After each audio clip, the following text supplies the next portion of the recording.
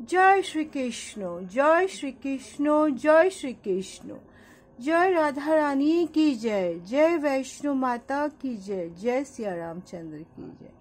आज আমি শ্রীমদ্ ভগবদ গীতা দ্বিতীয় অধ্যায় সাংখ্য যোগ শ্লোক 44 পাঠ করছি।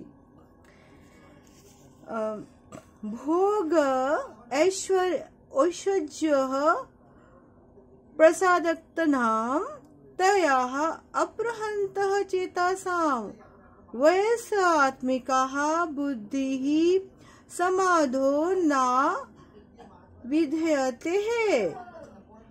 অনুবাদ, যারা ভোগ ঐশ্বর্য একান্ত আসক্ত, এই সমস্ত বিবেক বর্জিত মূঢ়া ব্যক্তিদের বুদ্ধি সমাধি অর্থাৎ ভগবান একনিষ্ঠ লাভ হয় না।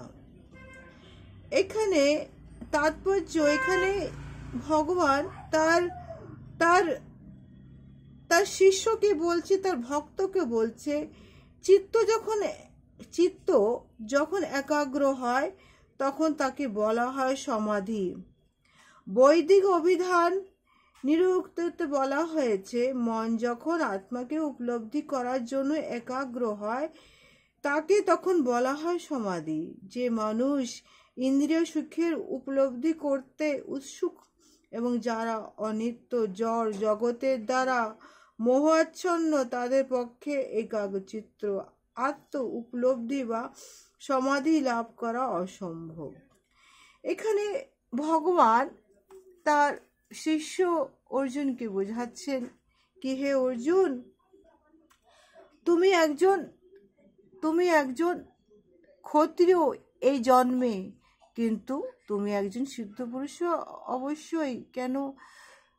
এরপরে গত জন্মে আমি নারায়ণ আর তুমি নর ছিলে, এই রূপে আমাদের জন্ম হয়েছিল। আমরা আমরা আমরা আমরা যোগী। অর্জুন, তুমি যোগী, তুমি এইভাবে নিজেকে এইভাবে করতে পারো না। অর্জুন, উঠে দাঁড়াও, তুমি সব কিছু চিন্তা ভুলে আমার চরণে মন দাও, দেখবে তোমার মনের সমস্ত দ্বিধাদ্বন্দ্ব সব যেন মুছে চলে যাবে। অর্জুন, তুমি সব কিছু আমার কাছে, তুমি এখানে আমার কাছে সব স্বর্ণাপন্ন হয়ে যাও।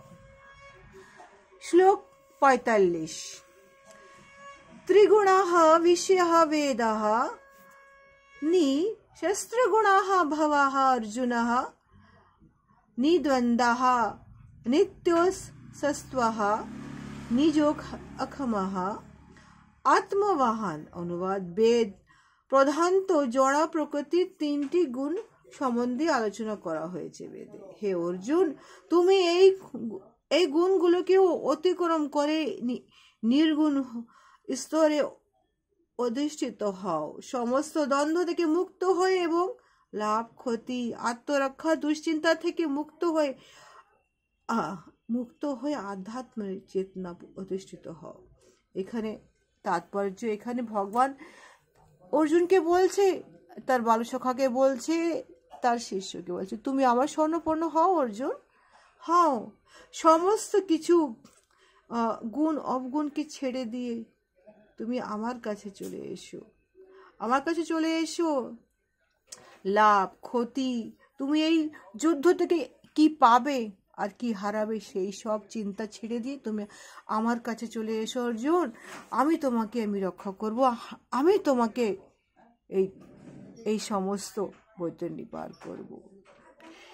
এখানে বেদে সাধারণত বলা হয় সকাম কর্ম করার জন্য শিক্ষা দান করে, যার ফলে সাধারণ মানুষ জড় সুখ উপভোগ করে জড় ইন্দ্রিয় তৃপ্তি সাধনের স্তর থেকে ক্রমশ অধঃক্ষোভ স্তরে উত্তীর্ণ হয়। এখানে বলা হয়েছে, এখানে ভগবান তার প্রিয় শিষ্য অর্জুনকে উপদেশ দিয়েছেন আর বলছেন কি, অর্জুন, সব কিছু ছেড়ে দিয়ে তুমি আমার কাছে চলে এসো। অর্জুন, তুমি চলে এসো, কেননা আমি সবকিছু, আমি আদি, আমি অনন্ত, আমি সবকিছু।